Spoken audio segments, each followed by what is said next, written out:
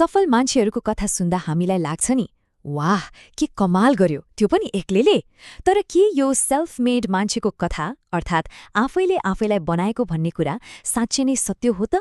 आजको यो विश्लेषणमा हामी यही चर्चित धारणामाथि एउटा प्रश्न उठाउँदैछौं। ल आउनुहोस् यसलाई अलिक गहिरिएर हेरौँ न। यो कुराकानी सुरु गर्नुभन्दा पहिले एउटा शब्द बुझिराखौं, आउटलायर।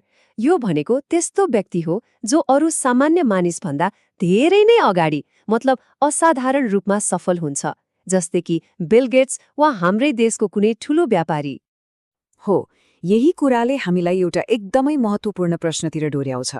के यस्ता आउटलायर्सहरू जन्मजात नै जिनियस थिए वा उनीहरूको सफलताको पछाडि भाग्य, अवसर र सही समयको पनि केही भूमिका थियो?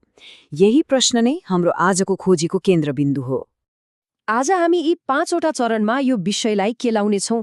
सबैभन्दा पहिले सेल्फ मेडको भ्रमबारे कुरा गर्छौं, त्यसपछि चर्चित 10,000 घण्टाको नियन अनि जन्मको संयोग, हाम्रो संस्कृतिले पार्ने असर र अन्त्यमा सफलताको वास्तविक सूत्र के हो त भन्ने बारे छलफल गर्नेछौं। ल सुरु गरौँ पहिलो खण्डबाट, सफलताको झुटो कथा। हामीले सधैँ सुन्दै आएको सेल्फ मेड व्यक्ति मतलब आफ्नै बलबुतामा बनेको भन्ने कथामा आखिर कति सत्यता छ? आउनुहोस् यसको पर्दाफास गरौँ। स्रोतको मुख्य तर्क नै यही हो कि कोही पनि साँच्चैमा सेल्फ मेड हुँदैन। हामीले जसलाई नायक मान्छौं, उनीहरूको सफलताको पछाडि उनीहरूको परिवार, समाज, उनीहरूले पाएको अवसर र भाग्यको एउटा अदृश्य हात हुन्छ। कोही पनि शून्यबाट एक्लै शिखरमा पुग्दैन। यसलाई एउटा सरल उदाहरणबाट बुझौँ न। मानौ राम र श्याम छन्, दुवै उत्तिकै बाठा। तर राम गाउँको सरकारी स्कुलमा पढ्छ, जहाँ एउटै कक्षामा 40 जना छन्। उता श्याम काठमाडौँको महँगो बोर्डिङ स्कुलमा पढ्छ, जहाँ उसले कम्प्युटर चलाउन पाउँछ, अङ्ग्रेजी माध्यममा पढ्छ। हेर्नुहोस् त, उनीहरूको सुरुवात नै कति फरक छ। अब एकछिन सोचौँ त, मानौ 20 वर्षपछि श्याम एकदमै सफल भयो। के हामी भन्न सक्छौँ कि यो उसको मेहनतको मात्रै फल हो, कि उसको लागि तयार पारिएको त्यो सिस्टम, त्यो वातावरणको पनि हात थियो? हो, यही प्रश्नले हामीलाई व्यक्तिगत मेहनतभन्दा अनि पर हेर्न लगाउँछ। अब लागौँ हाम्रो दोस्रो खण्डतिर, 10,000 घण्टाको रहस्य। यो नियमबारे धेरैले सुनेको हुनुपर्छ, तर यसको खास अर्थ अभ्यास मात्र होइन। यो त त्यो अभ्यास गर्ने अवसर कसले पायो भन्ने कथा हो। यो नियमले भन्छ कि कुनै पनि क्षेत्रमा विश्वस्तरीय बन्नको लागि लगभग 10,000 घण्टाको निरन्तर र उद्देश्यपूर्ण अभ्यास चाहिन्छ। यो आफैमा एउटा ठूलो लगानी हो, होइन र? तर असली प्रश्न त यो हो, त्यो 10,000 घण्टा अभ्यास गर्ने मौका कसले पाउँछ त? प्रतिभा भएर मात्रै पुग्दैन। त्यो प्रतिभालाई तिखार्न चाहिने स्रोत र समयमाथिको पहुँच अर्थात् एक्सेस सबैभन्दा महत्त्वपूर्ण कुरा हो। बिल गेट्सकै उदाहरण लियौँ न। उनी जिनियस त थिए नै, तर त्योभन्दा पनि महत्त्वपूर्ण कुरा के थियो भने उनले किशोर अवस्थामै कम्प्युटर चलाउन पाए। त्यो बेलामा यो एकदमै दुर्लभ कुरा थियो। त्यही पहुँचले उनलाई हजारौं घण्टा प्रोग्रामिङ गर्ने मौका दियो, जसले गर्दा उनी अरूभन्दा कोसौं अगाडि पुगे। अब एउटा अलि अनौठो तर निकै शक्तिशाली आइडिया हेरौँ। कसैको जन्म कहिले भयो भन्ने जस्तो सामान्य संयोगले पनि उसको सफलतामा कति ठूलो भूमिका खेल्न सक्छ। आउनुहोस् यो कुरा बुझौँ। एउटा रोचक तथ्य छ। क्यानाडाका टप हकी खेलाडीहरूको जन्ममिति हेर्दा धेरैजसो खेलाडीहरू जनवरी, फेब्रुअरी वा मार्च महिनामा जन्मेको पाइयो। अचम्म लाग्दो छैन? यस्तो किन भयो होला? कारण सोचेभन्दा सरल छ।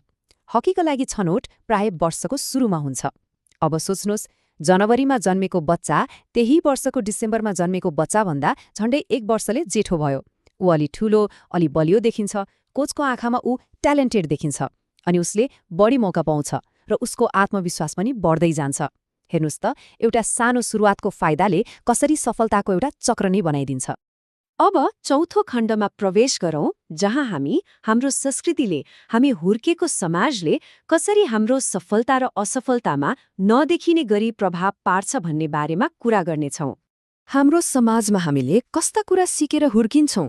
जस्तै ठूलाबडाको अगाडि धेरै नबोल, शिक्षकलाई किन प्रश्न सोधेको, वा आफ्नो गल्ती लुकाउनुपर्छ।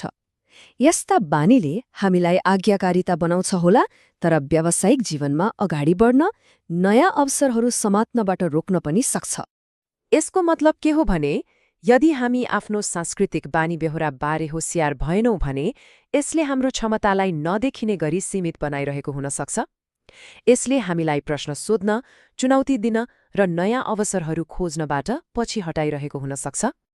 ल, अब हामी अन्तिम र सबैभन्दा महत्त्वपूर्ण खण्डमा आइपुगेका छौं। सफलताको असली सूत्र के हो त? यहाँ हामीले अहिलेसम्म छलफल गरेका सबै कुरालाई जोडेर सफलताको एउटा नयाँ चित्र बनाउनेछौं, जुन केवल मेहनतभन्दा धेरै परको छ। सफलताको लागि किताबी ज्ञान अर्थात् बुक स्मार्ट हुनु मात्रै काफी हुँदैन। उच्च आइक्यू भएर पनि व्यावहारिक ज्ञान अर्थात् स्ट्रिट स्मार्ट भएन भने मान्छे पछि पर्छ। परीक्षामा टप गर्नेले भन्दा सिस्टम बुझेर अवसर कसरी समात्ने भनेर जान्नेले प्रगति गर्छ। भनेपछि असाधारण सफलताको लागि यी सबै चिजको मिश्रण चाहिने रहेछ। सही अवसर, सही समय, सहयोगी संस्कृति, 10,000 घण्टा अभ्यास गर्ने मौका र किताबी ज्ञानलाई व्यवहारमा उतार्ने क्षमता अर्थात् व्यावहारिक बुद्धि। यो पूरै विश्लेषणको सबैभन्दा शक्तिशाली सन्देश सायद यही हो। यदि सोचे जस्तो सफलता मिलेको छैन भने सधैँ आफैलाई मात्रै दोष दिनुको साटो हामी कुन प्रणालीभित्र छौं, समय हाम्रो पक्षमा छ कि छैन र कस्ता अवसरहरू उपलब्ध छन् भनेर बुझ्नु एकदमै जरुरी छ। र अन्त्यमा यो प्रस्तुतिले हामी सबैको मनमा एउटा गम्भीर प्रश्न छोडेर जान्छ। यदि सफलता व्यक्तिगत मेहनतको मात्र खेल होइन भने यो खेलका वास्तविक नियमहरू के हुन् त? अनि ती नियमहरू बुझेर हामी आफ्नो लागि, आफ्नो परिवारको लागि र समग्र समाजको लागि अझ राम्रो अवसर कसरी सृजना गर्न सक्छौं?